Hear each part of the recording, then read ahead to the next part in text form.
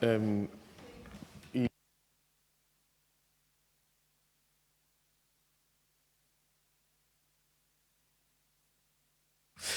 Senhoras deputadas, podemos começar mais uma audição deste processo de especialidade do Grupo de Trabalho da Utilização de Cannabis para Fins Medicinais. Agradecer a presença do Dr. Bruno Maia, que é neurologista no Hospital São José, e a quem mais uma vez agradecemos, e passamos a palavra para uma primeira intervenção sobre estes projetos de lei que estão em discussão e a temática em si, que é a utilização de cannabis para fins medicinais.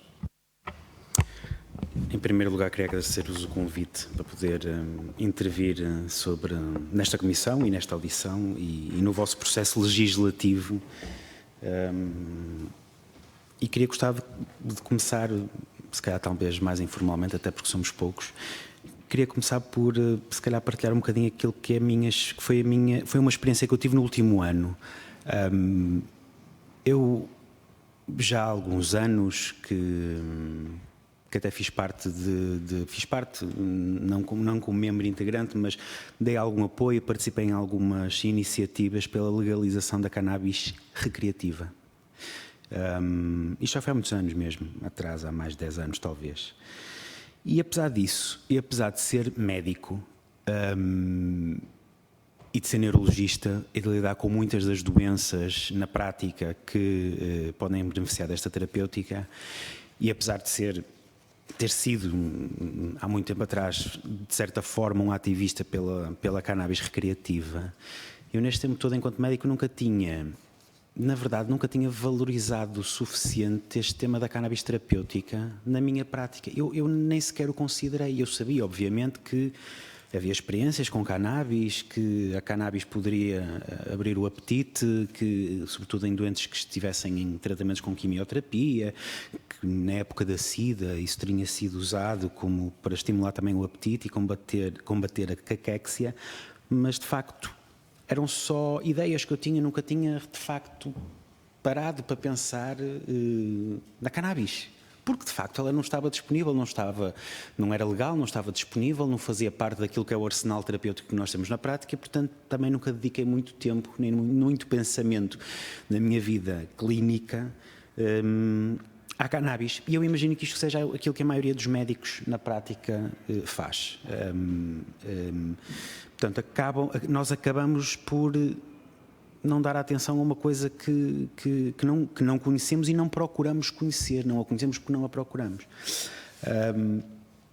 Mas felizmente no último ano a Associação Canativa me foi-me pedindo alguns contributos e algumas opiniões, pareceres, contato com pessoas que estavam a utilizar a cannabis, e neste último ano eu decidi de facto começar a fazer pesquisa, porque me pediam opiniões, a fazer pesquisa bibliográfica, na literatura, a tentar consultar um bocadinho daquilo que era a experiência que existia nos países onde estava disponível, e fui, de certa forma, avassalado por um conjunto de evidência que eu não sabia que existia e para a qual eu era ignorante e achava que não precisava dela, até porque eu já era a favor da legalização de toda a cannabis. E, de facto, fiquei impressionado com aquilo que encontrei pela frente. Fiquei impressionado com o conjunto de dados que nós já tínhamos sobre cannabis e, mais do que os dados e a evidência, fiquei impressionado com a experiência que já existe em muitas partes deste mundo em relação à terapêutica com a cannabis. E, portanto, eu gostaria que isto ficasse claro logo à partida, é que, de facto, a ciência não deixa grandes dúvidas. O que deixa grandes dúvidas, talvez, será aquilo que o conhecimento que nós, os supostos experts, nos quais eu me incluo, às vezes acabamos por ter sobre estes assuntos. E eu digo isto porque eu decidi ouvir a vossa audição à Ordem dos Médicos, porque estava cá o meu colega, o Mário Miguel Rosa, um colega neurologista que eu conheço bem, e decidi vir ouvi-lo, e acabei por ouvir outras declarações de supostos experts que vocês, enquanto Assembleia da República, chamaram, e que de facto achei confuso estar a ouvir experts que falaram em toxicidade cardíaca da cannabis, ou ouvir experts falarem sobre dose letal da cannabis. Isto não existe. Isto são coisas que não existem, e não é por falta de dados, como também já ouvi, não é por falta de conhecimento, é simplesmente porque isto de facto não existe. E isto prende-se não com nenhum tipo de malícia ou de intenção maligna das pessoas que o fazem, prende-se de facto com o desconhecimento que eu tinha há um ano. E portanto eu via-me completamente há um ano atrás, mesmo enquanto médico, a aceitar determinadas coisas como o facto de existir uma toxicidade sobre o coração e sobre o miocárdio que eu hoje em dia sei que não existe, porque de facto fui impulsionado a fazer uma grande pesquisa sobre este assunto. Portanto, queria mesmo que isto ficasse vincado, que tal como diz a Ordem dos Médicos, com razão, existe evidência forte hoje em dia sobre a utilização da cannabis terapêutica. E essa evidência forte, ao contrário da continuação daquilo que dizem algumas das pessoas da Ordem dos Médicos, não é só relativamente à existência de comprimidos com extratos ou substâncias particulares da planta da cannabis, é também com a planta da cannabis em si. Portanto, essa evidência existe, mas mais do que essa evidência, existe essa experiência em muitos dos países europeus e dos Estados Unidos. E a segunda coisa que eu queria dizer era, a propósito disto da planta e da cannabis e do medicamento, é com algum espanto que eu, por vezes, vejo a discussão sobre este assunto reduzida à questão do medicamento. Em primeiro lugar, é com algum espanto porque eu sou médico e, portanto, eu sei que na prática, no dia-a-dia, o medicamento é uma pequena percentagem daquilo que eu faço. Um médico não é uma pessoa que prescreve medicamentos, é muito mais do que isso. E, portanto, o processo terapêutico não fica reduzido ao Infarmed e ao percurso e ao circuito do medicamento que está sob a responsabilidade do Infarmed, é muito mais do que isso. Portanto, eu no meu dia-a-dia prescrevo, não é só aconselhar, é muitas vezes prescrever muitas outras formas de terapêutica que não têm nada a ver com medicamentos. Eu prescrevo fisioterapia, terapia ocupacional, terapia da fala, eu prescrevo ortóteses, meias elásticas de contenção ou de compressão. Portanto, vários tipos de dispositivos que não estão sob a alçada do Infarmed, que são igualmente auditados pelos respectivos organismos. Se é um suplemento alimentar como a valeriana, pode estar, não é o caso da valeriana, mas se o médico aconselha ou prescreve, não numa receita médica, mas se aconselha e prescreve num outro tipo de folha, outro tipo de substância que é um suplemento alimentar, está regulado pelo Instituto Português da Qualidade e da Alimentação, não sei se é assim que se chama, exatamente. E, portanto, existem formas de controlar e de regulamentar substâncias, dispositivos médicos, dispositivos que podem ter finalidade terapêutica, não só médicos, e medicamentos. E, portanto, este processo de discussão não pode ficar, diria eu, única e exclusivamente circunscrita à questão do medicamento, porque de facto a prescrição de uma planta ou o aconselhamento de uma planta, como aliás a gente faz em relação à valeriana ou ao baflon, que também são extratos de plantas feitos a partir de plantas, que isto não ficasse restrito unicamente a uma discussão do medicamento. Eu, por exemplo, enquanto neurologista, uma das prescrições que faço, já não faço, porque não preciso de a prescrever, mas é a cafeína. A cafeína é a principal substância que é utilizada no combate a um tipo específico de dores de cabeça. Prescrevi há 2 dias a uma colega médica, por acaso, um tipo específico de dores de cabeça, que é a substância que tem o efeito mais rápido e mais prático para diminuir aquele tipo de dor de cabeça. E até há uns anos atrás existiam medicamentos de cafeína, e acho que ainda existem, provavelmente, nas lojas com suplementos alimentares como o celeiro. Existiam medicamentos autorizados pelo Infarmed de cafeína. Até que nós começamos a perceber que fazia muito pouco sentido, na maioria dos adultos, num país onde a maioria dos adultos consome café, estar a prescrever medicamentos de uma substância que a pessoa pode simplesmente ir a uma máquina ou um café, retirar o café e consumir. Substância que tem um perfil exatamente igual a qualquer outra substância que existe no mercado. A cafeína tem efeitos secundários, efeitos de segurança, tem perigos de segurança, como qualquer outra substância que existe e que estão perfeitamente documentados. Depois, em terceiro lugar, outra questão que eu gostava de deixar claro e que também não percebo muito bem o contexto desta discussão, sobre a segurança do consumo da cannabis. Tal como eu disse no início, nós já temos vários tipos de substâncias, dispositivos, alimentos e muitas outras coisas que podem ter efeito terapêutico e que estão devidamente reguladas porque legalizadas. Que estão devidamente reguladas de acordo com aquilo que são os institutos ou as autoridades designadas para o efeito. E, portanto, não vejo nenhum problema em pensar como fazer isto em relação à cannabis. Partindo do pressuposto de que existe benefício no consumo dos medicamentos, dos extratos e da planta, não percebo porque é que nós não podemos todos pensar em formas de certificar produtores que já existem, produtores internacionais, gostava que existissem portugueses e produção local, mas isso é outra história, mas não percebo porque é que não podemos certificar produtores, avaliar produtores certificados, avaliar a qualidade da produção, a qualidade da distribuição e a qualidade do produto final, como se faz em relação a medicamentos, alimentos ou outros dispositivos, o controle da distribuição da planta, seja das flores, seja dos extratos. Porque é que nós não podemos fazer isto?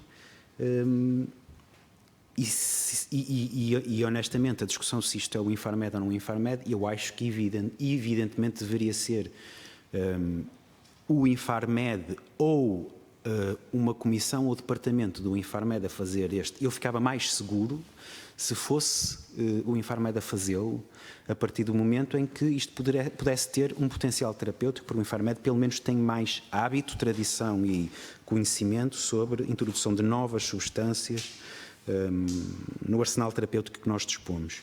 E, portanto, faria muito mais sentido e eu ficaria mais descansado. Mas se fosse preciso criar outro organismo público ou departamento, seja lá o que for, que se responsabilizasse por estes vários itens da segurança da planta cannabis, dos extratos e dos medicamentos produzidos a partir daí, não vejo qual é o problema ou porque é que isso há de ser um departamento, um obstáculo na legalização, quer dizer, na aprovação de uma lei que regule a cannabis terapêutica. Nós estamos constantemente a fazê-lo e ainda há pouco tempo participei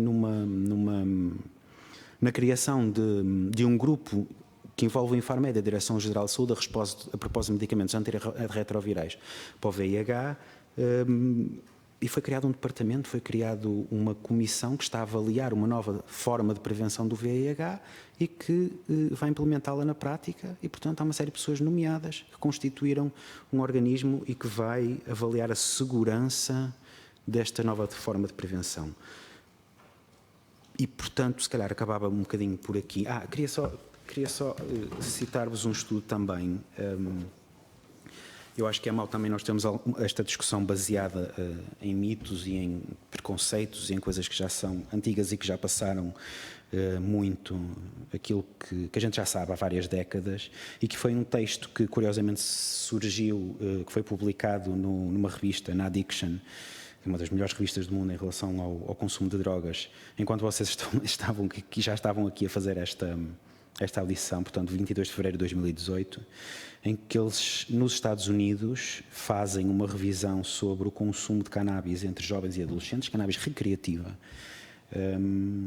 e a relação com as leis da legalização da cannabis recreativa e terapêutica que existiu nos Estados Unidos na última década, em dezenas de estados, e eles claramente concluem, os investigadores, eles fizeram uma revisão sistemática de 2.999 artigos em mais de 17 revistas e concluem claramente que não existe nenhuma relação de causalidade entre as leis que foram aprovadas nos vários estados dos Estados Unidos e o consumo de cannabis recreativo entre jovens e adolescentes.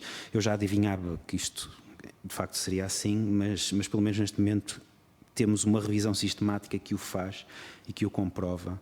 E, portanto, isto também é só para dizer que não vale a pena misturarmos estas duas coisas, da cannabis recreativa e da cannabis farmacológica, não vale, mas, para mim, que tal como vos disse no início, não tenho qualquer problema em assumir que também já fui ativista pela defesa da recreativa, acho que não vale a pena misturar coisas, mesmo que se queiram misturar estas duas coisas, aquilo que existe em termos de evidência não suporta qualquer restrição que deva ser feita a uma regulamentação da cannabis terapêutica. E se calhar ficava-me para já por aqui.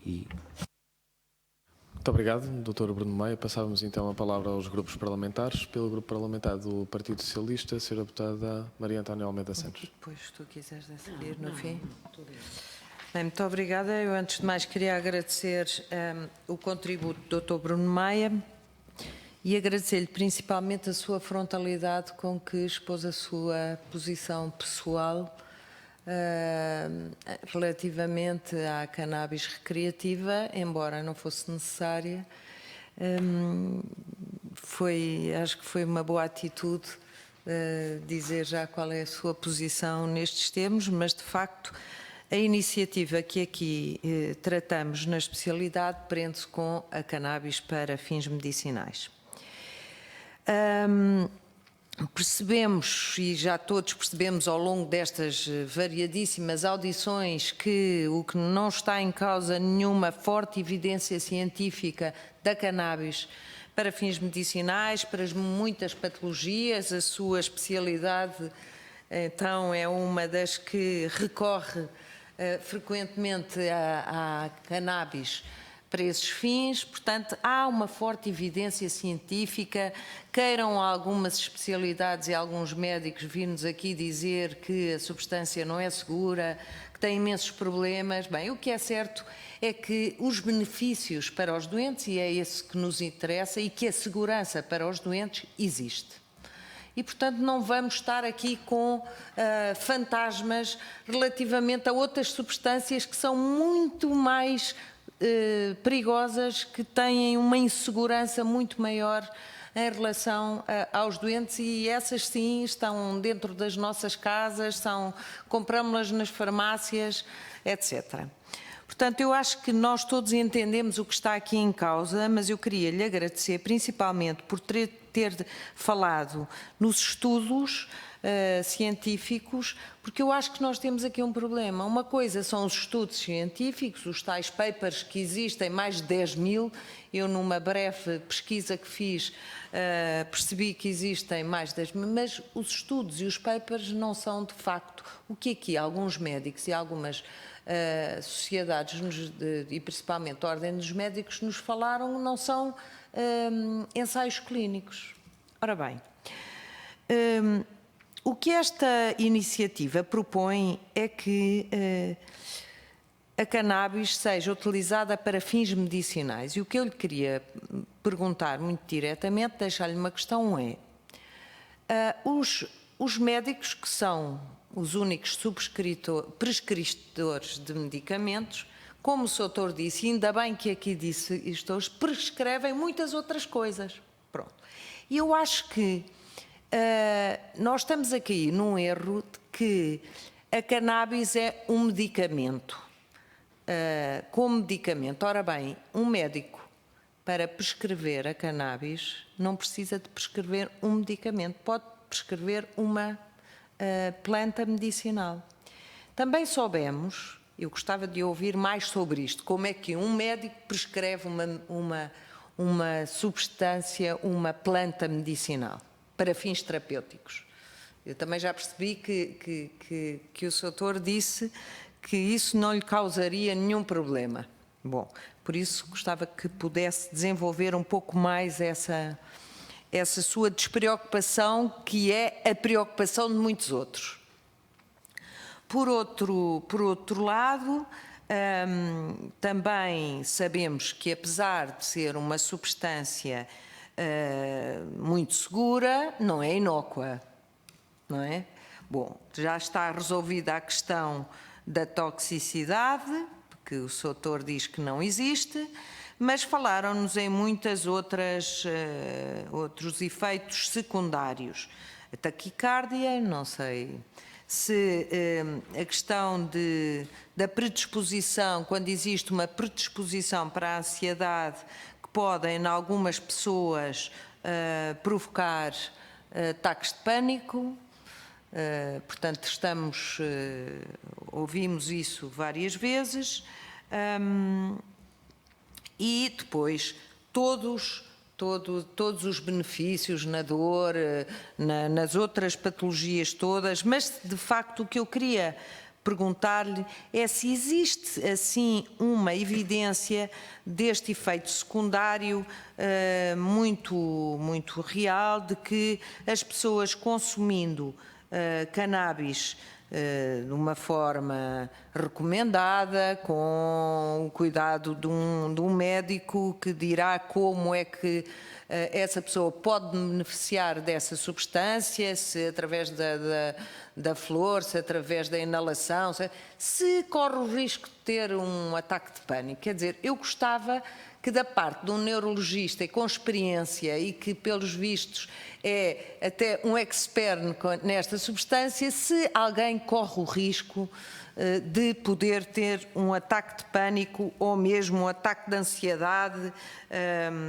de uma forma assim que suscite tantos receios, sabendo nós que há outros efeitos secundários noutras substâncias muito mais complicadas. E agora vou pessoalizar aqui uma situação que aconteceu com o meu filho de 16 anos ontem à noite, que por causa de uma amidalite tomou como é que se chama? Um antibiótico e passado 40 minutos parecia um bicho. Portanto, teve uma reação. Nada disto fazia prever, não é? E é uma coisa complicada. Portanto, o que eu digo é que os medicamentos que estão nas farmácias, mesmo que são prescritos por médicos, também têm riscos, não é? E, portanto, gostava de o ouvir falar um pouco, até na sequência daquilo que disse que toxicidade não existe. Quais são, então, os efeitos, sabendo que não é uma planta e uma substância inócua, quais são verdadeiramente os riscos que uma pessoa que vá consumir cannabis para a sua patologia pode correr? Eu estou a falar nisto, nos pode dar uma visão, obviamente, com evidência científica. Também, quanto aos países que já legalizaram esta substância para fins terapêuticos, temos alguns exemplos, como por exemplo de Itália, que utilizou o laboratório militar para a divulgação e para a distribuição desta substância. E parece que não tem, de facto, também riscos a assinalar. O próprio presidente do Conselho de Administração do IPO do Porto, ainda esta semana, nos disse que seria uma boa hipótese.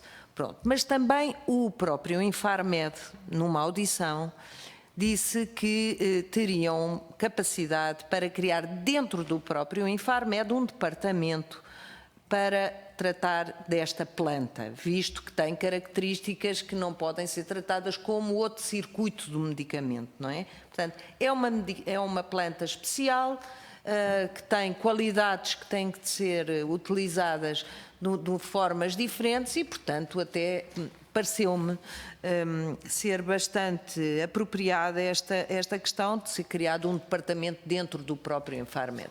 Já criar uma agência, já criar não sei o quê, parece-me que seria demais, havendo capacidade instalada dentro do próprio Infarmed. E ontem, ou anteontem, sugerimos o Dr. Laranja Pontes que talvez através do laboratório militar pudesse ser uma solução. Soutor, eu agradeço-lhe a sua frontalidade, agradeço que contribua de uma forma, com os seus conhecimentos científicos e sabendo que tem o conhecimento profundo de há um ano para cá que tem feito estas pesquisas, que contribua de alguma forma para nos sossegar no que diz respeito à parte do estigma que se criou à volta desta substância. Não há dúvida que até a formação dos médicos passou muito por isso. Disseram-nos que na formação um médico ouve falar na substância não pelas suas vantagens, mas pelas suas desvantagens. Portanto, começa logo aí. E agradeço-lhe uma vez mais e peço-lhe desculpa se por acaso eu tiver que sair antes do final. A minha colega está aqui e está a representar o Grupo Parlamentar do Partido Socialista. Muito obrigada. Obrigado, Sra. Deputada. Não sei se a Sra. Deputada Maria Isabel Montela quer intervir agora. Não. Ok. Então, eu aproveito, e agora em nome do Bloco de Esquerda, também, enfim, para dizer alguma coisa sobre o assunto, até porque um dos projetos é da autoria do Bloco de Esquerda. Enfim, o que o Dr. Bruno Maia disse na intervenção inicial, acho que já responde a muitas das coisas que teria para perguntar, mas gostava de sublinhar uma ou outra e de aproveitar para fazer uma outra questão um pouco mais pormenorizada. Sublinhar o que disse sobre o desconhecimento que existe sobre a cannabis e os seus efeitos terapêuticos. Creio que sim. Nós temos ouvido aqui não só profissionais da saúde, em concreto médicos, que dizem que efetivamente durante a sua formação não tiveram formação para além de, sei lá, de 1 hora ou 2 onde abordaram a planta, mas creio que esta discussão que surge agora no Parlamento está a ajudar a fazer um debate público e a combater esse desconhecimento. E parece-nos importante, até porque parece-nos importante do ponto de vista dos doentes, que ficam também mais despertos para novas terapêuticas, e, acima de tudo, dos profissionais de saúde, que ficam também a conhecer, enfim, um complemento ao seu arsenal terapêutico. Eu creio que, desse ponto de vista, esta discussão está a ter frutos e está a ser importante. No entanto, nós, no Bloco de Esquerda, queremos que seja ainda mais útil do que isto, e por isso é que nós propomos o projeto de lei, que faz uma espécie de quadro, regime jurídico para a prescrição de cannabis. Nós estamos a falar neste projeto de medicamentos que usam extratos ou de medicamentos que sintetizam o THC, o CBD ou qualquer coisa assim. Estamos a falar da utilização da planta ou outros preparados, não é? Derivados, que é coisa diferente e que nos parece que vem colmatar algumas falhas, algumas lacunas que tem sido possível identificar em algumas dessas audições aqui em especialidade. Por exemplo, disse-nos o Dr. Laranja Pontes, do IPO do Porto, para a doença oncológica, que a administração e a toma de cannabis, por exemplo, vaporizando na sua forma vegetal, as flores hidratadas, quer que seja, pode ajudar a pessoa a controlar as dores, a potenciar o efeito analgésico até de outros medicamentos, a melhorar o seu apetite, ritmos de sono, etc, etc, etc, antiemético, etc. E pode ser uma terapia coadjuvante para fazer, não quando está nos tratamentos, mas em casa, no seu dia-a-dia, pode ser muito útil. A pergunta é, pode um médico hoje em dia dizer, prescrever, porque dizer-se que provavelmente muitos até dizem, mas prescrever e dizer legalmente a um doente vá comprar umas cabeças de erva e vaporiza em casa? Não pode. É esta uma das lacunas que esta lei procura resolver. Outro exemplo. A Associação Dravé Portugal, que esteve aqui, e no caso da Dravé, como nós aprendemos aqui, o que interessa é o CBD, nem é o THC, portanto, um canabinoide nem sequer tem os efeitos psicotrópicos, não é? O que eles nos disseram é que muitos, até alguns médicos, recomendam a utilização de óleo de CBD. E que até nem é ilegal, porque não tem o THC, é possível fazer a partir do cânhamo, mas só é acessível através de suplementos alimentares. onde não há propriamente um grande controle, um grande rigor sobre o que está ali. Por exemplo, como é que foi extraído o óleo, etc. E, portanto, estas pessoas que precisam de administrar aos seus filhos óleo de CBD, muitas vezes fazem-no com algum risco e com algum receio, porque não sabem muito bem também o que é que estão a administrar, porque do ponto de vista de qualidade e de rigor não foi auditado e não passou por um controlo. Ora, esta é outra lacuna também, porque parece-nos que quando um médico, dentro daquilo que é o seu juízo clínico, acha que o óleo, a planta na sua forma vegetal ou outros preparados que possam existir podem ajudar ou podem ser benéficos para determinados doentes, devem poder prescrevê-los e os doentes devem poder aceder a esses produtos em farmácia, de forma segura. Pronto, é isso que está em causa com este nosso projeto de lei.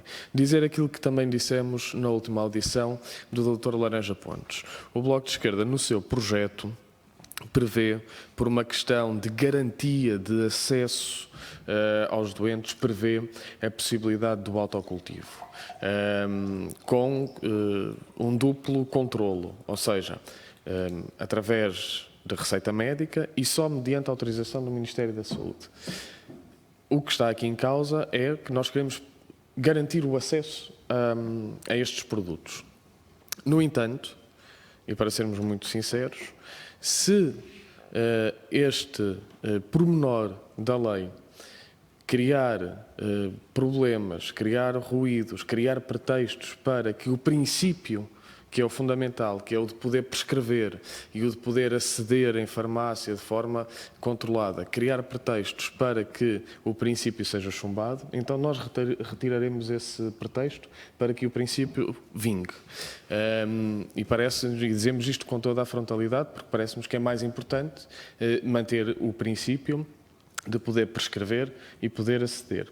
Mas eu gostava de fazer 2 ou 3 perguntas sobre o que disse inicialmente. Disse que, enquanto neurologista, contacta com doenças e com doentes que podem beneficiar desta terapêutica. E eu perguntava-lhe alguns exemplos.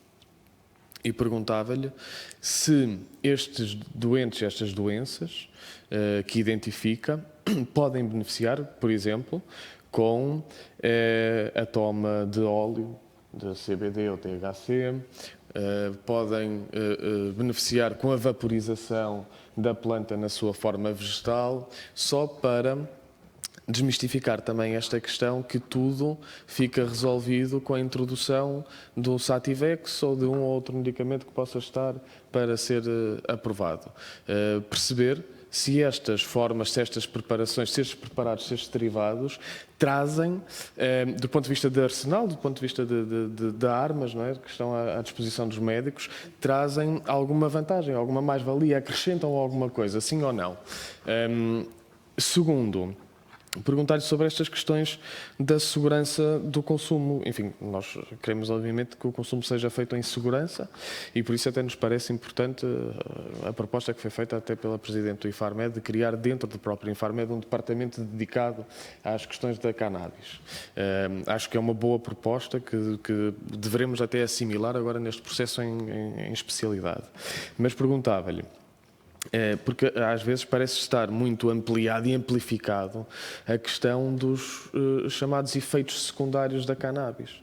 Bom, mas os medicamentos que atualmente existem no mercado também não têm efeitos secundários? Quando se prescreve um determinado medicamento ou outro produto, vegetal ou não se tem sempre em conta a relação risco-benefício?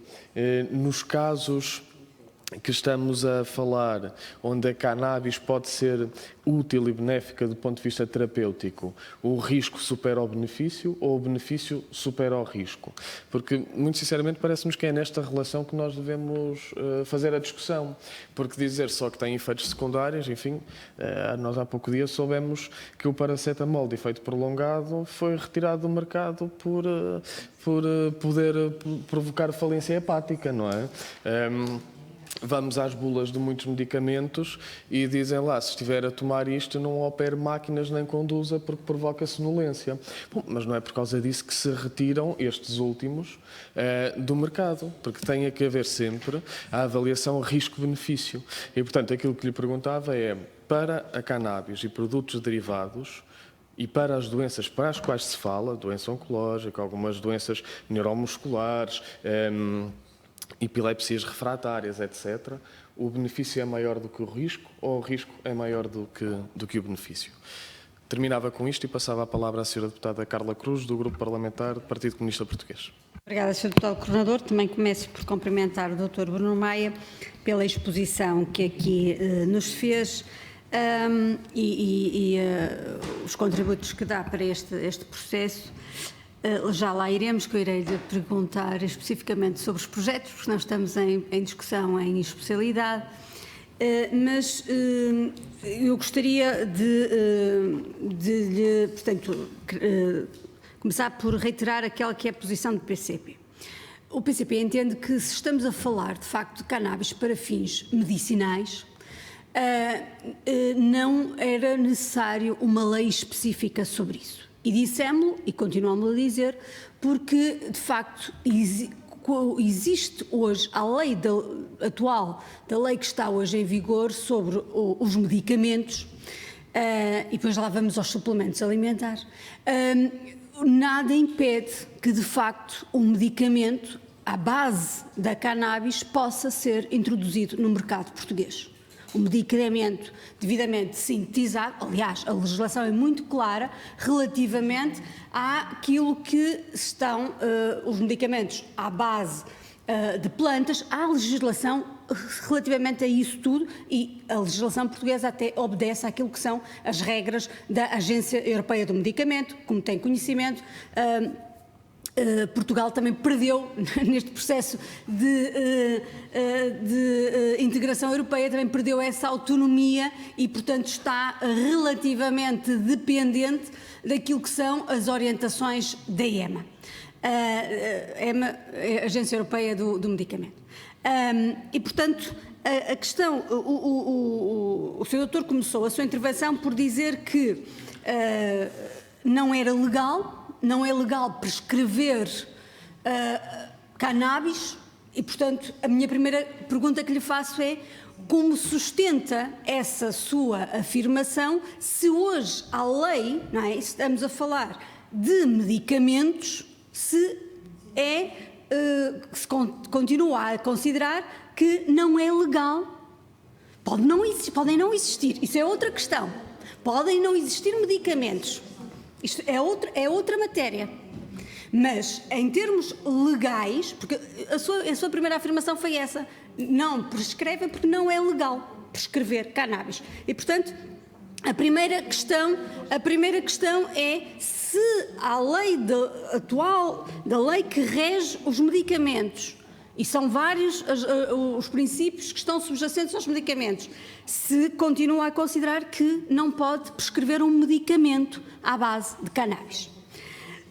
Relativamente à questão da Infarmed de Gavo e na questão, o que o PCP também diz é que se estamos efetivamente a falar de medicamentos em que há uma evidência, estamos de acordo, o parecer da Ordem dos Médicos é muito claro sobre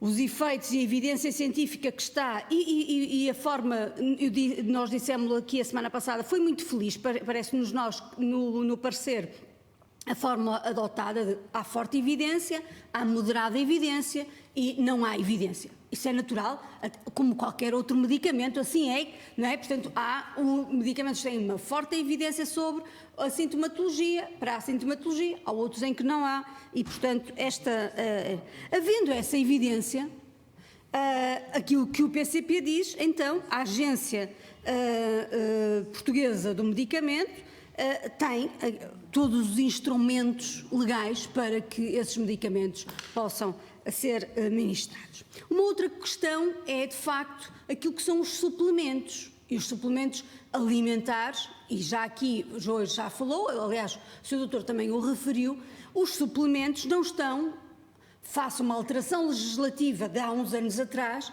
deixaram de estar sobre a alçada do Infarmed e passaram a estar sobre a alçada da DGAV, que é da Direção-Geral de Alimentação e Veterinária.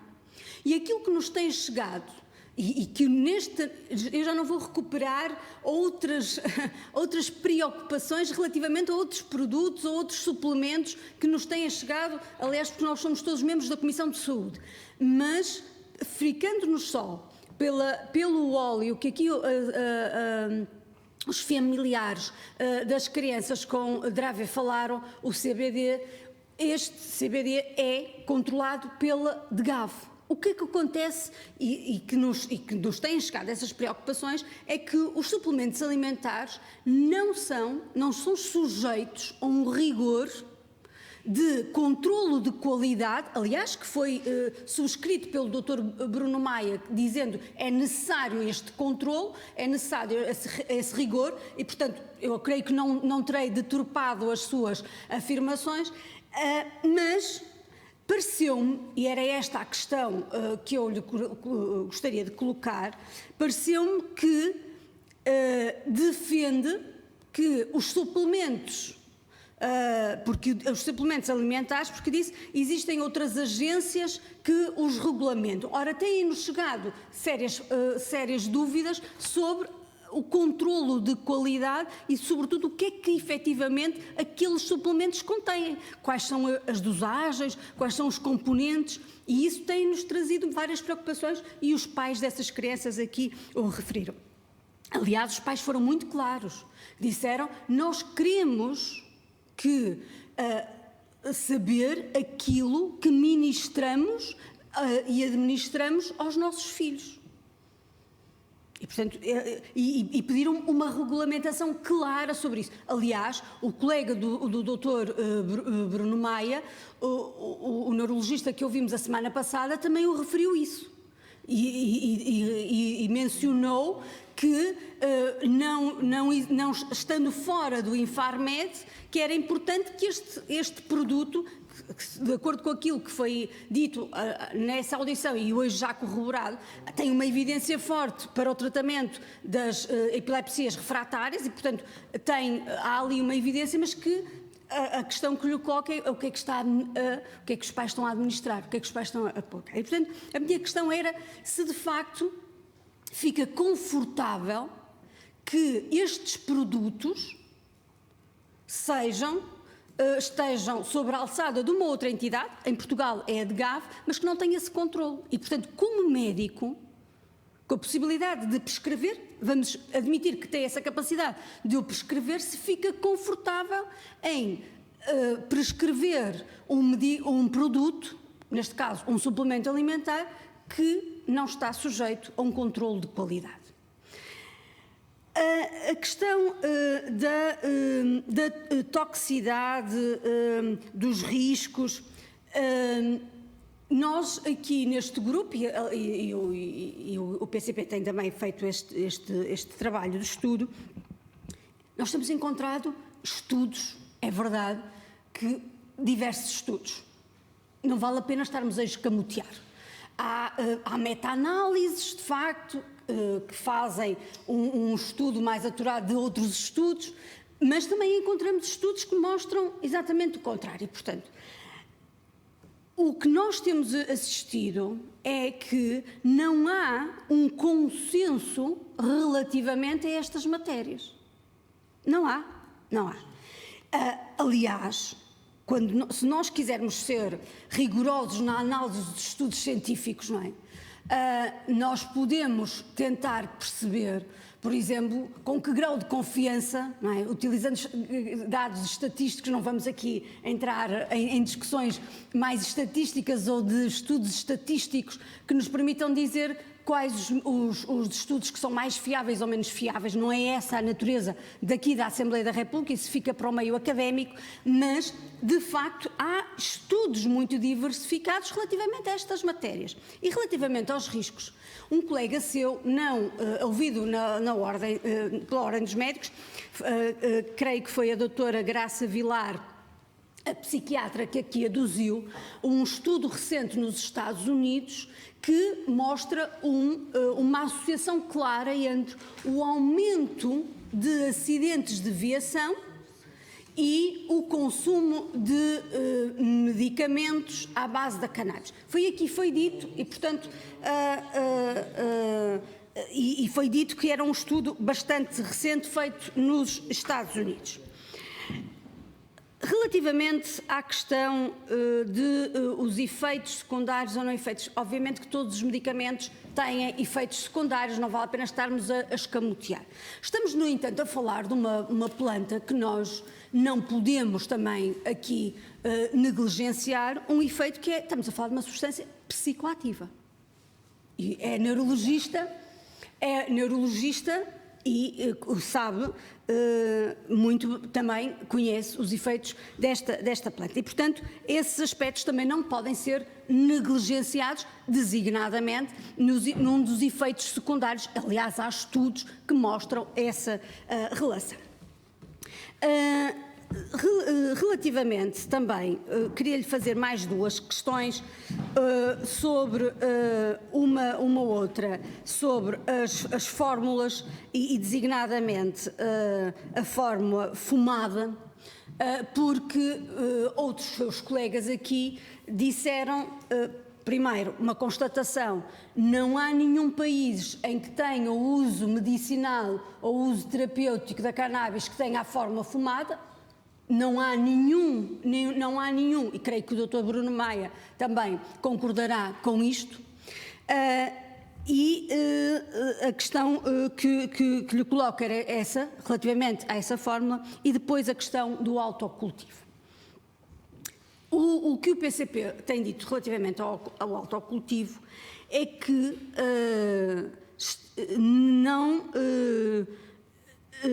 não acautela questões que consideramos, e que aliás o doutor Bruno falou, da necessidade de certificar, da necessidade de regular, a necessidade de controlar a qualidade, e que outros intervenientes e outras entidades aqui já ouvidas, estou a falar entidades enquanto organismos, mas também personalidades que aqui foram ouvidas, dizem e corroboram esta perspectiva do PCP. Aliás, ontem o Dr. Laranja Pontes foi muito claro relativamente ao autocultivo. Ele até utilizou uma expressão muito popular, que é o tempo dessas mesinhas, não foi mesinhas que ele utilizou, mas o tempo dessa fórmula já passou há muito tempo, não é? De termos lá a plantinha, no fundo eu acho que o que o Dr. Laranja Pontes queria dizer, o tempo de se ter um vasinho e de se ter no nosso quintal os vasinhos, ou dentro de casa um vasinho com a planta, isso já passou, e portanto acho que ficou muito claro a posição do Dr. Laranja Pontes isso. Mas não foi só o Dr. Laranja Pontes que o disse, eu refiro a posição, também foi aqui dita pelo professor Dr. Aranda da Silva, que também se mostrou completamente renitente. E terminava com uma última questão. Uma coisa é legislar, outra coisa é regular. E a questão que eu lhe pergunto é: as propostas que aqui trouxe hoje e as suas preocupações são de base de legislação ou de base de regulamentação? É porque nós estamos a falar de matérias diferentes. Legislar ou regulamentar. Muito obrigada. Obrigado, Sra. Deputada. Passo então a palavra ao Dr. Bruno Maia. Desde já, desculpa se me esquecer, mas eu tenho aqui uma lista. E eu quero-vos roubar 2 minutos. Em primeiro lugar, tudo aquilo que eu disser aqui, estou disposto a prová-lo com literatura científica. Completamente de espírito aberto. E eu às vezes até sou um bocado um cético em excesso em relação a várias coisas sobre a ciência. E queria-vos roubar 2 minutos para dizer 2 coisas muito rápidas. Em primeiro lugar, há cada vez mais um engano sobre o que é o conhecimento científico, e há cada vez mais um engano, sobretudo, sobre o que é o conhecimento em medicina e biomedicina. Nós hoje vivemos uma ditadura dos ensaios clínicos, e nós temos de ter algum cuidado, por duas razões fundamentais. Em primeiro lugar, os ensaios clínicos.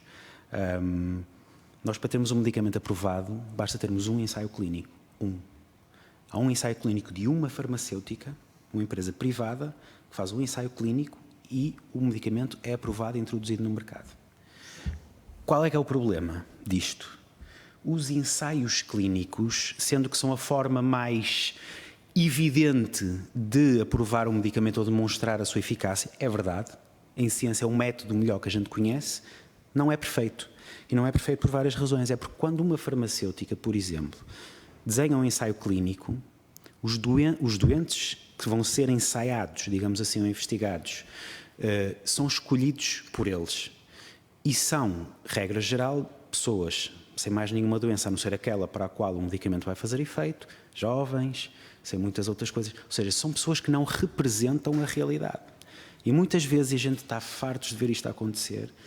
Os ensaios clínicos dão graus de evidência fortíssimos, nós começamos a utilizar esse medicamento na prática e ao fim de poucos anos abandonamos o medicamento porque na vida real o ensaio clínico não tem tradução. Isto é um dos problemas de se absolutizar, não sei se esse termo existe, ou seja, de não se ter crítica sobre aquilo que é o paradigma dos ensaios clínicos, primeira coisa. Segunda coisa, ainda sobre ciência e sobre verdade, muito rapidamente, peço desculpa estar a dizer isto, mas ainda sobre ciência e sobre verdade e sobre evidência. À partida, qualquer ensaio, estudo experimental, ensaio clínico, qualquer coisa que se publique na literatura, logo à partida tem 5% de resultados falsos positivos. Porque nós hoje em dia, em termos estatísticos, o que utilizamos é um valor de P, de significância, de 0,05. Isto significa que de todos os ensaios clínicos e estudos que nós temos aí publicados, há 5%, são 5 em cada 100 ensaios ou estudos que são falsos, cujos resultados não estão, não são falsos de propósito, são falsos porque assim é a estatística e é assim que ela funciona. E, portanto, nós temos de ter algum cuidado com isto. Depois, outros cuidados. Vou dar o exemplo dos antidepressivos. Os antidepressivos, quando apareceram, foram vários ensaios clínicos, não foi um, foram vários e de vários antidepressivos. No final dos anos 80, quando apareceram, não havia dúvida nenhuma sobre a eficácia deles. Continua a não haver. Existem umas notícias nos feeds dos Facebooks que enganam as pessoas, mas continuaram a haver problemas sobre a sua evidência. Só que só com a continuada utilização na prática dos antidepressivos é que nós percebemos que os antidepressivos aumentavam a taxa de suicídio, sobretudo entre adolescentes. E hoje em dia já sabemos isso. Os antidepressivos, nos primeiros dias para fazerem efeito, aumentam, de facto, a taxa de suicídio entre adolescentes. Foi só com a experiência prática. Que é aquilo que nós na ciência chamamos em ensaios de fase 4, que é depois dos ensaios clínicos, já está aprovado, já está mercantilizado, e agora, de repente, nós vamos olhar para trás e ver o que é que está a acontecer aos doentes da vida real, e não aos ensaios clínicos. Portanto, quando nós falamos em graus de evidência, temos de ter algum cuidado para ter alguma crítica sobre aquilo que nós estamos a avaliar em termos de conhecimento e daquilo que nós temos do conhecimento. Segunda coisa, nós utilizamos com muita frequência, sobretudo na minha especialidade, nós utilizamos com muita frequência aquilo que nós chamamos de utilização off-label. O que é que isto quer dizer? Quer dizer que nunca ninguém estudou aquele medicamento naquela doença e nós usamos. Vou dar um exemplo da enxaqueca. Os medicamentos para a enxaqueca, vou-vos dar um exemplo. É um antiepilético para a epilepsia, utilizamos na enxaqueca. Um medicamento cardíaco para diminuir a frequência cardíaca, nós utilizamos na enxaqueca. Nunca ninguém fez ensaios clínicos randomizados com estes medicamentos utilizados na enxaqueca. E, no entanto, nós utilizamos. Isto foi à custa de quê? De experiência. Não foi de ensaios clínicos, não foi através do método tradicional, foi através de experiência. E hoje em dia ninguém tem dúvida que estes medicamentos funcionam na enxaqueca e têm excelentes resultados. Ninguém põe isso em questão. Depois, agora indo por aqui abaixo, para eu não me perder. Perguntava-me de exemplos de doentes e eu quero dar aqui um exemplo para também explicar uma outra coisa, que é exemplos de doentes. Qualquer doença neurológica, na minha área, pode beneficiar da cannabis desde que dê determinados sintomas. É o caso da espasticidade, que é uma rigidez muscular que está associada a muitas lesões do sistema nervoso central. E, portanto, em princípio, qualquer uma destas das doenças neurológicas que estão participadas pode beneficiar disto. É o caso da esclerose múltipla. E, portanto, aprovar o Sativex só para a esclerose múltipla, ok, mas tendo em conta que aquilo que ele vai fazer à dor neuropática e à espasticidade pode ser útil noutras doenças. E, portanto, a partir do momento em que o Sativex está aprovado, e vamos já lá ao problema do Sativex mais à frente, a partir do momento que uma coisa como o Sativex está aprovado, vai ser utilizado, não vai por outros problemas, mas vai ser utilizado para outras doenças, que também dão dor neuropática e espasticidade. Vou dar o exemplo do Parkinson. Não há ainda, em termos de evidência, não existe evidência de que a cannabis possa beneficiar os doentes do Parkinson. No entanto, a gente sabe que o excesso de movimentos pode diminuir, o tremor associado ao Parkinson pode diminuir com a administração da cannabis. E agora vou dar um exemplo muito rápido. Os doentes de Parkinson, quando acordam de manhã, por efeito de fim de dose, têm menos dopamina do que quando foram para a cama. Portanto, acordam de manhã, muitas das vezes, com rijos e precisam daquela primeira dose imediata para os ativar e ficarem com movimentos. O inverso também é verdade. Quando tomam muita dopamina, ficam com excesso de movimentos. Ficam com tremores e com coisas que são muito difíceis de controlar. Dar um comprimido de cannabis a qualquer uma destas pessoas não vai fazer nada. Porquê? Porque eles precisam de um efeito imediato e a curto espaço de tempo. O que é que eles precisam? Precisam de alguma coisa que para aqueles movimentos imediatamente e não precisam de um efeito prolongado, porque a dopamina que eles já tomam vai entrar a seguir o efeito. Portanto, estes são doentes ideais, caso algum dia se venha a provar que tem evidência clínica, estes seriam os doentes ideais para vaporizarem cannabis. Porque é a forma de administração mais rápida a atuar que existe. E, portanto, não seria como medicamento tradicional, seria como uma vaporização da própria cannabis. Portanto, aqui havia, de facto, um benefício muito específico em relação aos doentes de Parkinson. Depois, sobre os efeitos secundários. Então, vamos já aqui aos efeitos secundários. Vocês já disseram, não é? Alguns de vocês já disseram, de facto, não há nada no mundo que não tenha efeitos secundários. Os efeitos secundários da cannabis estão muito associados aos efeitos que têm no sistema nervoso central, quase exclusivamente. Por isso é que a questão da toxicidade cardíaca não faz sentido nenhum. A taquicardia, o aumento da frequência cardíaca, é sobretudo uma questão de mediação por neurotransmissores cerebrais e, portanto, é estimulação cardíaca indiretamente através do sistema nervoso central, por exemplo. E, portanto, todos os efeitos estão muito associados, sobretudo, ao sistema nervoso central e, portanto, os outros órgãos estão, à partida, seguros, entre aspas, digamos assim. O que é que a gente sabe? Para não haver confusão. Não há esquizofrenia provocada por cannabis porque tudo o que é esquizofrenia não é provocada por nada. É uma doença que a gente não sabe, tenho uma ideia, não sabe ao certo a etiologia. Isto é uma esquizofrenia. Isto é uma coisa. Outra coisa, e aquilo que eu estou a definir é consenso científico mundial. Outra coisa são psicoses associadas a substâncias. Quadro clínico completamente diferente. Não tem nada a ver com esquizofrenia. As psicoses associadas a substâncias podem surgir com várias substâncias, como imaginam, que tenham efeitos psicoativos, entre as quais a cannabis. Não há dúvida nenhuma de que a cannabis pode despoltar em pessoas com uma genética sensível, podem despoltar efeito de quadros psicóticos. Não há dúvida nenhuma sobre isso. A gente, hoje em dia, isso não temos qualquer dúvida. Tal como eu não tenho qualquer dúvida de que o álcool despoleta quadros psicóticos. E o consumo agudo de álcool, ou seja, não estamos a falar de pessoas alcoólicas que consomem álcool todos os dias, mas a falar de pessoas que podem consumir álcool uma vez, podem ter uma psicose associada à substância, em que neste caso é o álcool. E quem fala do álcool, fala da cannabis e fala, por exemplo, dos calmantes, das benzodiazepinas. Pessoas com genética podem estar predispostas a desenvolver complicações das benzodiazepinas. E aqui eu vou entrar com uma outra questão, que era a questão dos acidentes de viação. A doutora Graça esqueceu-se de uma coisa importantíssima. A última grande benzodiazepina que foi introduzida no mercado o Zolpidem, que nem é a benzodiazepina. É um calmante, só que quimicamente não pode ser considerado benzodiazepina. Mas o efeito é o mesmo, é para as pessoas dormirem.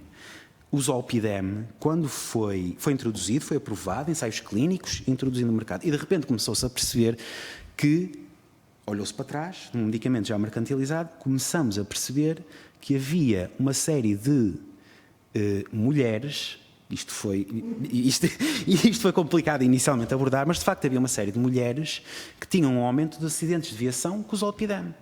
Até que começaram a perceber que, maioritariamente em mulheres, isto não é 100% sempre, é um espectro, não é? Maioritariamente em mulheres havia uma predisposição para metabolizar o Zolpidem mais devagar. O que é que isso significava? Que elas tomavam o Zolpidem antes de ir para a cama e às 10 da manhã, quando iam para o trabalho, ainda estavam sob efeitos do Zolpidem. Portanto, o Zolpidem aprovado, utilizado por qualquer médico de família, hoje em dia prescreve Zolpidem, aumenta também a taxa de acidentes de viação. Aliás, como bem na bula de tantos medicamentos com efeitos psicoativos que existem, que nós usamos, e que diz lá, se vai conduzir máquinas pesadas ou qualquer outro transporte público, não tome este medicamento. No entanto, estes medicamentos estão disponíveis e as pessoas usam. Aliás, as benzodiazepinas, há um estudo que diz que 1/4 da população portuguesa toma benzodiazepinas. São 25% dos portugueses que tomam benzodiazepinas, que aumentam o risco para a condução. Já para não falar do álcool, não é? Porque, enfim, o risco para a condução do álcool não há qualquer dúvida, e o álcool está disponível, não é? Está disponível em qualquer sítio e as pessoas podem tomá-lo. Completar só isto com uma coisa muito simples. Como também já alguns de vocês disseram, existem efeitos secundários em todos os medicamentos. Vou dar só o exemplo do Benuron, de facto. Mas não é, e nem é o Benuron que foi retirado agora do mercado. Qualquer Benuron está descrito, e eu vi, isto marcou-me, porque foi uma doente jovem de 24 anos que me morreu nas mãos e que me marcou. O Benuron, 6 comprimidos de Benuron, aquele que nós damos às nossas crianças para a febre, 6 comprimidos de 1 grama de Benuron podem matar. Isso aconteceu com esta rapariga. Portanto, provoca uma insuficiência hepática fulminante e, no caso de nós não arranjarmos um fígado no espaço de 12, 24, 48 horas, a pessoa morre. Pronto, isto aconteceu. No entanto, o Benuron está disponível no supermercado. Não precisa sequer de um médico para intervir na prescrição do Benuron. Portanto, não vou aqui mentir sobre, como imaginam, sobre efeitos colaterais da cannabis, porque eles existem, toda a gente sabe que eles existem. Tudo na vida tem efeitos colaterais, até os cogumelos que a gente come muitas vezes também podem provocar insuficiência hepática aguda e, no entanto, estão disponíveis no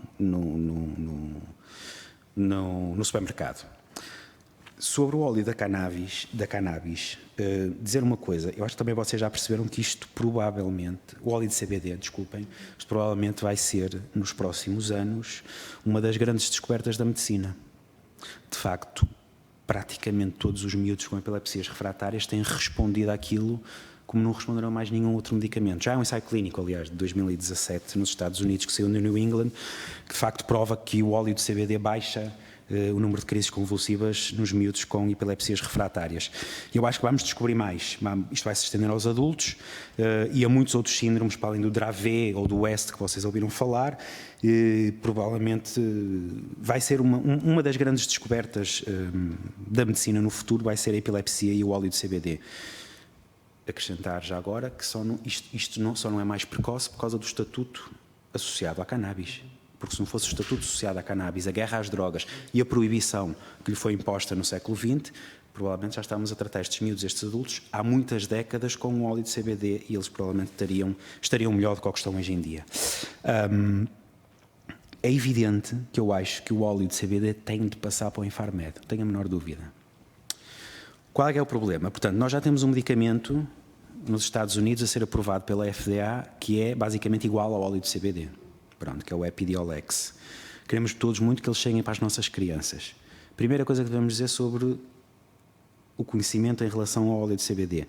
Eles fizeram um medicamento com CBD, o Epidiolex, mas não testaram um medicamento comparando com o óleo de CBD utilizado como suplemento alimentar.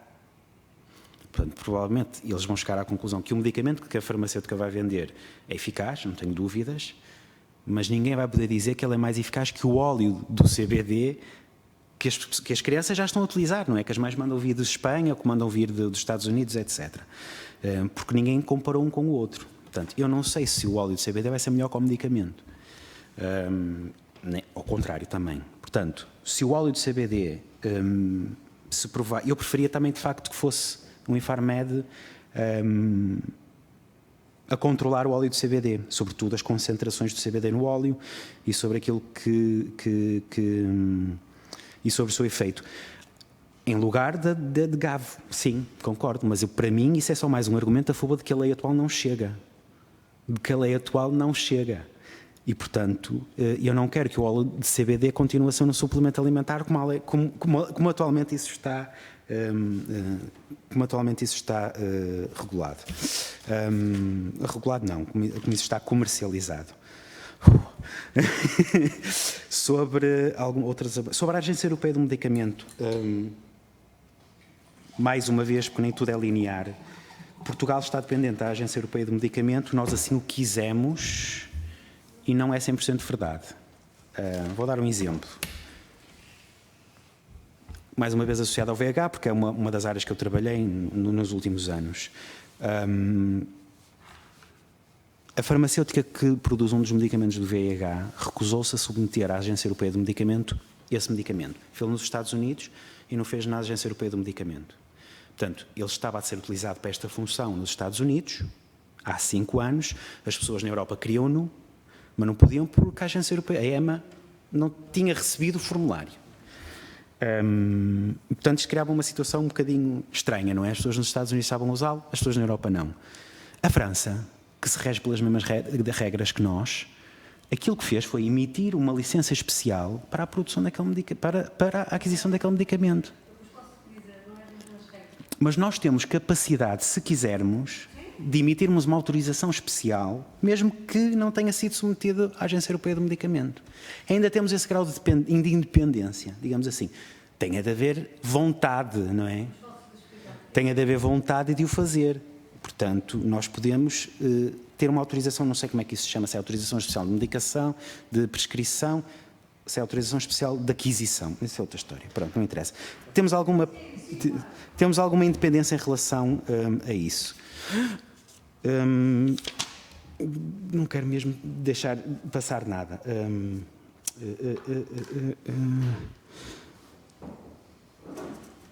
Ok, só voltar aqui rapidamente atrás sobre a formação dos médicos.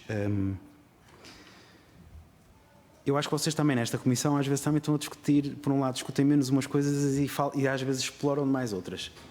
Os médicos, a partir do momento em que isto estiver disponível, a planta, não estou a falar dos medicamentos, a planta, os médicos vão-se organizar. E vão-se organizar da maneira que melhor sabem. Provavelmente vão olhar para o Canadá, vão olhar para os Estados Unidos, vão olhar para a Alemanha, para a Holanda, para a Polónia, para a República Checa, para ver o que eles já lá fazem e tentar basear-se nisso para se organizarem. Mas os médicos vão se organizar como em relação a tudo, qualquer terapeuta. Nós estamos habituados a qualquer terapêutica nova que entre e que implique que não seja o caminho normal da medicação, e estas coisas nos vão aparecer, que não seja um caminho normal da medicação, regulamentar o circuito de medicamento, a gente adapta-se. Posso-vos dizer que, inclusivamente, já tivemos uma conversa lá no meu serviço sobre a cannabis. E os vários neurologistas do serviço disseram: eu não vou ter capacidade, eu sou especialista em Parkinson, eu sou especialista em enxaqueca, eu sou especialista em esclerose múltipla. Nós não vamos ter a capacidade para controlar as várias espécies da planta, se eu vou utilizar o medicamento, o spray nasal, o óleo, e uma das situações avançadas é haver uma pessoa especialista nisto. E os outros referenciarem dentro do hospital, referenciarem ao colega que é especialista, ou seja, que tem mais conhecimento sobre cannabis e tratamentos com cannabis. Portanto, os médicos vão se organizar. Se não se organizarem, existe uma coisa chamada Direção-Geral de Saúde. Como é que isto poderá acontecer?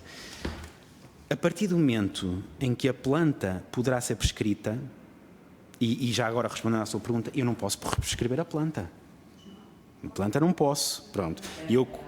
O que eu comecei por dizer foi: eu não posso prescrever cannabis. E não posso.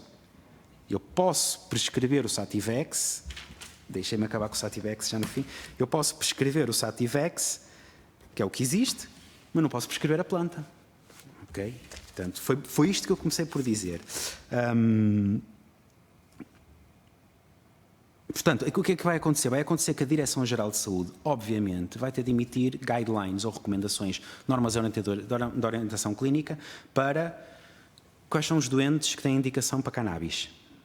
De que forma? É vaporizada? É em comprimidos?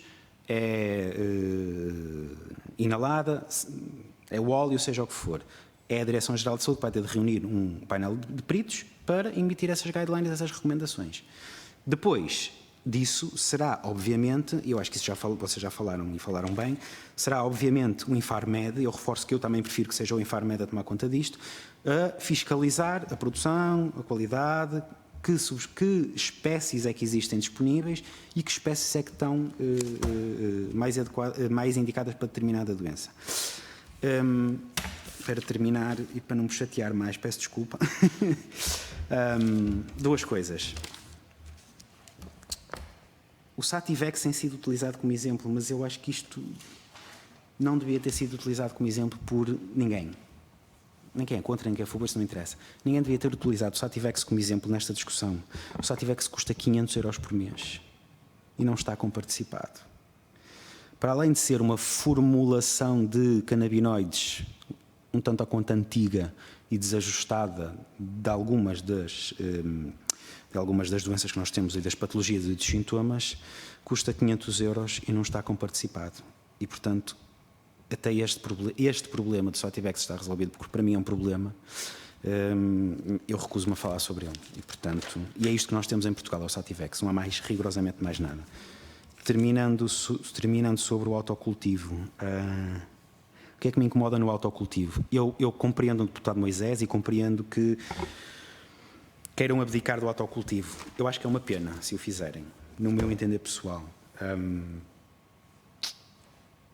Três ordens de razão. Em primeiro lugar, está mais do que provado que os doentes que participam no processo terapêutico têm melhores resultados. Ponto 1. Não acredito que qualquer doente que não sabe o que é plantar uma planta vá querer plantar uma planta. Garanto que a maioria das pessoas não vai querer plantar nada. Vai querer ir adquirir a planta e consumi-la. As pessoas que a vão plantar eventualmente em casa são pessoas que já têm um conhecimento sobre a planta e que já a plantam, muitos deles, para começar por aí. Esta é a primeira ordem de razões. Segunda ordem de razões.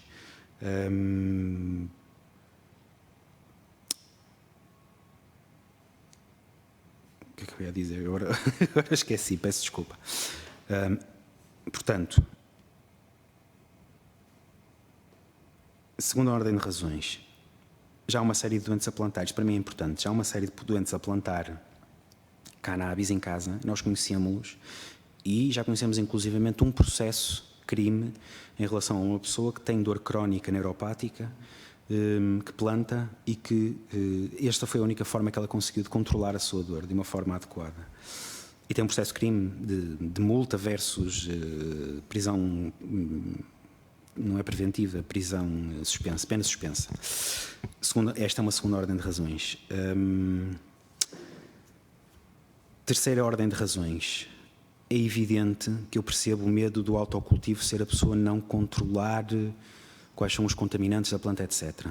Bem, nós não podendo ir à casa das pessoas todas fazer o controle da planta, em primeiro lugar não serão assim tantas, mas já pela razão que eu já disse, nunca serão assim tantas.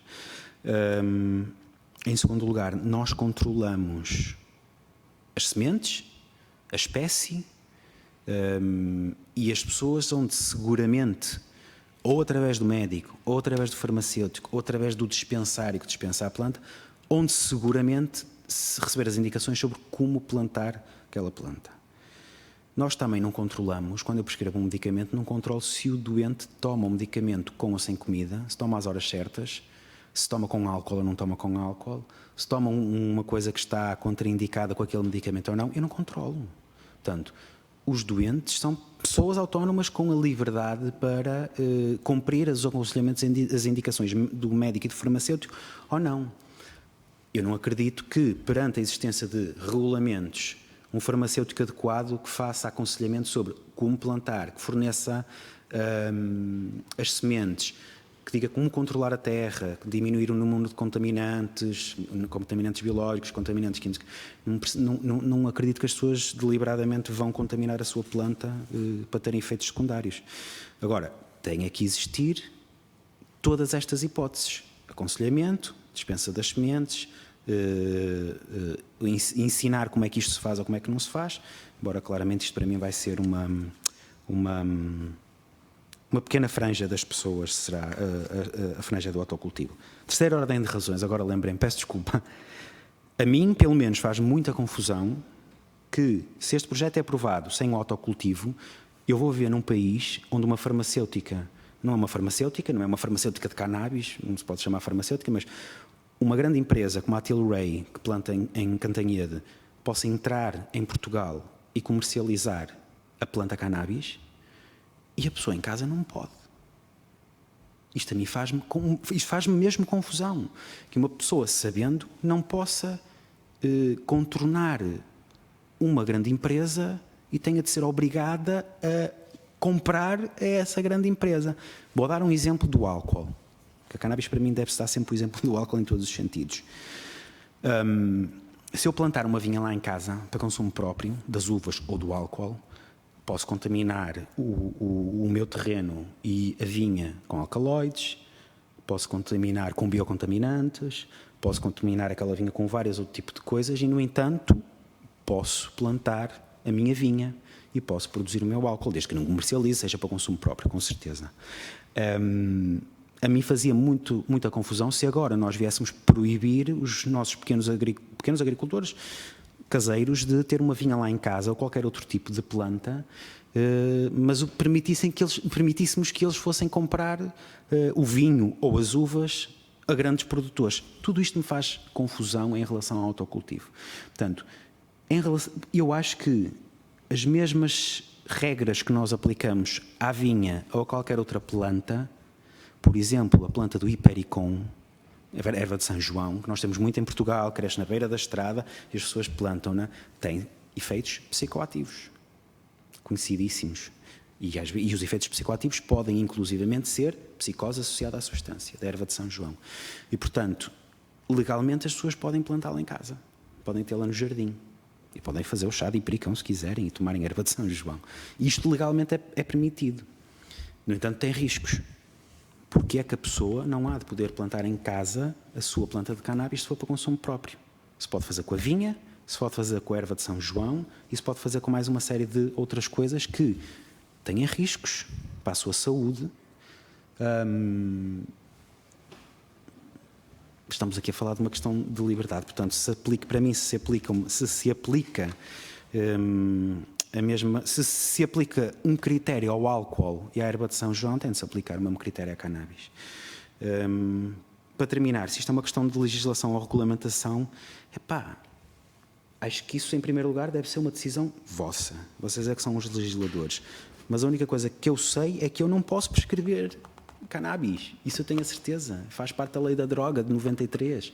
É uma das substâncias que existem na lei da droga e que está lá descrito como uma substância controlada, grupo C, 2C, já não me lembro. Portanto, eu não a posso prescrever. E se eu aconselhar um doente a plantar a sua planta de cannabis, incorro em risco.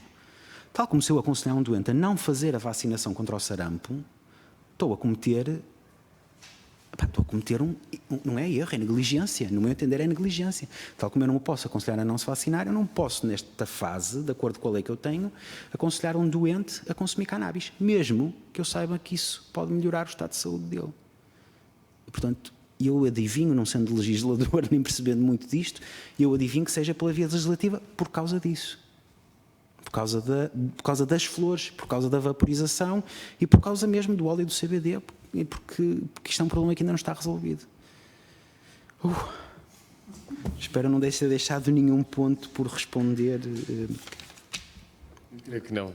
Também, se alguma coisa tiver ficado por responder, as senhoras deputadas, onde dizer. A senhora deputada Carla Cruz tinha só pedido a palavra. Deputado Coordenador, só para clarificar, entendendo que o Dr. Bruno Maia se referia relativamente à EMA, aliás, o PCP disse na sua intervenção qual era o entendimento que tínhamos, que de facto abdicamos dessa, e abdicamos quando nós aceitamos transpusemos uma diretiva que impediu isso. E, portanto, o que aconteceu é que na transposição diretiva, por isso é que a França pode fazer isso, porque na transposição da mesma diretiva houve Estados-membros que puseram lá uma linhazinha que lhes permite fazer aquilo que a França fez. É só isso. E, portanto, a Inês é só para esse... E, portanto, era só para essa clarificação porque às vezes é importante, podemos criar outra vez a expectativa, pode-se fazer, quando se fez a transposição não se acautelou os interesses nacionais. Obrigado pelo esclarecimento, Sra. Deputada Maria Isabel Montela. Doutor, em primeiro lugar agradecer-lhe, porque efetivamente eu vou-lhe dizer, se houve alguém que eu ouvi falar sobre esta questão que o fez de uma forma tão incisiva, com exemplos que de facto deitam por terra uma série de coisas, foi o Soutor. E, portanto, eu terminaria dizendo que eu estou absolutamente de acordo, percebendo que isto, que essencialmente é uma questão de mentalidades e de abrirmos a mente para tudo o que temos que abrir. Só aqui há uma pequenina coisa e que eu queria aproveitar a sua presença, também se calhar para ter argumentos a este nível, que é, e tem a ver exatamente com o autocultivo. Um dos grandes argumentos, e eu vou-lhe dizer que por mim mantemos o autocultivo, porque efetivamente não me parece que percebo que haja aqui quem pense que o autocultivo é a forma encapotada que teremos para permitir o consumo recreativo. Não é esse o meu entendimento, mas tem havido aqui alguns argumentos que têm a ver, e relativamente a este autocultivo, que têm a ver com a impossibilidade de controlar doses, ou seja, o que é que nos dizem? É que se isto for tudo um medicamento, certo? E se for tudo transformado em medicamento, e eu também lhe tenho aqui que dizer que eu sou por natureza desconfiada relativamente aos laboratórios e a isto tudo, portanto, eu independentemente, e apesar do que aqui foi dito, eu até acho, se eu tenho lá o meu vasinho com alecrim e mais com o hortelã, porque é que eu também lá não posso ter, para fazer o chá, não sei se faz bem ou não, mas pronto, a gente sente-se bem, porque é que também lá não posso ter o meu vasinho com isto. Pronto, mas isto é uma questão minha. O que me dizem, e ouvimos aqui alguns experts que diziam que era impossível controlar a dose, ou seja, a dosagem, porque se for um medicamento nós sabemos que está a tomar exatamente aquela dosagem. Depois é porque a própria planta em si, para ser consumida, só pode ser, tem sempre que haver aqui, digamos, queima a planta e isso provoca também as tais toxicidades. E, portanto, era essencialmente aqui que eu queria que o doutor, dessa forma assertiva que aqui, com que nos falou, falasse exatamente disto, para, no fundo, nós termos também aqui alguns argumentos a este nível. E, mais uma vez, muito obrigado. Obrigado, Sra. Deputada. Eu já agora aproveitava só para dizer o seguinte, sobre a necessidade de alteração ou não alteração à lei, ou a necessidade de criar uma legislação específica. Eu creio que não é só uma necessidade aqui no país, tem sido, aliás, a necessidade sentida nos vários países que têm avançado para a legalização da cannabis, no seu estado vegetal, por exemplo, têm avançado para a legalização para fins terapêuticos. E vários desses países, aliás, estão no espaço europeu que é controlado pela EMA. A Alemanha foi o último, creio eu. E, portanto, fez também uma alteração legislativa, onde disse claramente, por exemplo, a cannabis, na sua forma vegetal, é legalizada, pode ser prescrita e dispensada em farmácias, e depois fizeram uma opção legislativa para dizer para em que condições, etc, etc, etc, para que patologias, etc. Mas sentiram também essa necessidade, porque eu acho que eles sentiram aquilo que nós sentimos em Portugal, que é aquilo que o Dr. Bruno Maia disse. Se um médico achar que, dentro do seu conhecimento científico, dentro da sua análise clínica, se achar que, por exemplo, a vaporização de flores desidratadas de cannabis é benéfico, não pode prescrever, nem pode recomendar, nem pode sugerir, etc. Não é? E, portanto, creio que isso se faz por alteração legislativa. Até porque nós sabemos, culturalmente, a imagem que tem a planta. Sabemos também, legalmente, que existem até outras restrições. Por exemplo, no nosso projeto de lei, nós dizemos claramente que não constitui nenhuma contraordenação transportar ou deter cannabis, desde que a pessoa tenha a receita médica. E sabemos que atualmente isso não é assim. E, aliás, atualmente está descriminalizado, pode constituir uma contraordenação e, a partir de determinada quantidade, pode constituir um crime também. E, portanto, até desse ponto de vista, creio que é importante haver clarificação e haver separação entre aquilo que é o uso medicinal e os outros usos que não medicinais. Não é? E, portanto, parece-nos que, tanto do ponto de vista da possibilidade de prescrição, como do ponto de vista da possibilidade de detenção por parte do doente, é preciso haver alterações legislativas e ter isso num projeto de lei ou numa futura lei clarifica, creio eu, todo o quadro. Claro que não obriga ninguém, certamente, a prescrever, abre as possibilidades da prescrição. E agora sim. Ok, rapidamente. Esqueci-me de responder à questão da cannabis fumada. É evidente, quer dizer, acho que não conhecia ainda ninguém que achasse que a cannabis fumada pudesse ser terapêutica. Quer dizer, pode, não é? Mas há alternativas muito mais saudáveis e, portanto, a partir desse momento, acho que isso quer dizer, nem deve ser discutido. Acho que nenhum médico, nem eu, nem ninguém vai aconselhar uma pessoa a fumar cannabis quando pode vaporizá-la, eliminando a combustão e todos os problemas associados à combustão. Mesmo nas pessoas que fumam. Mesmo num fumador de tabaco, se eu puder aconselhar a pessoa a fazer vaporização, em vez de o fumar, pelo menos estou a reduzir a dose do tabaco. Em relação ao facto de ele fumar cannabis também e acrescentar ainda mais tabaco. Não é? Portanto, mesmo num fumador, acho que se deve aconselhar a vaporização sempre, porque a via da administração é mesmo, os efeitos são semelhantes. Sobre a impossibilidade de controlar a dose, eu também não percebo muito bem o argumento por uma razão, não é? Quando eu prescrevo um medicamento, a pessoa havia na farmácia, eu prescrevo uma dose.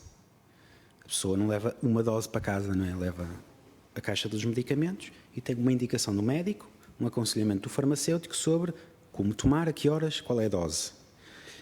Isto pode perfeitamente funcionar em relação à planta mesmo no caso da planta vaporizada, não é? Portanto, o médico e o farmacêutico têm a obrigação de aconselhar sobre a quantidade, quando, qual a espécie, que quantidade pôr dentro do aparelho, quais são os riscos, qual é o limite, o que é aceitável, o que é que não é aceitável, quais são os sintomas que o devem preocupar e trazê-lo para o médico, quais são as coisas que o devem relaxar porque são efeitos normais.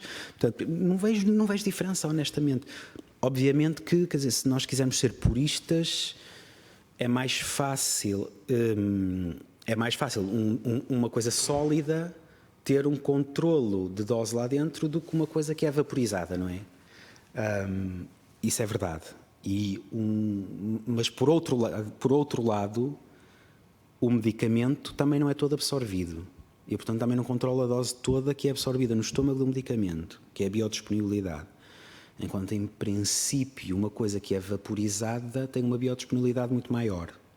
E, portanto, eu consigo controlar melhor a dose de uma coisa vaporizada, se não tiver contaminantes, se não tiver excipientes vaporizáveis, do que um medicamento sólido que eu ingiro, não é? E que está dependente do funcionamento do estômago para ser absorvido.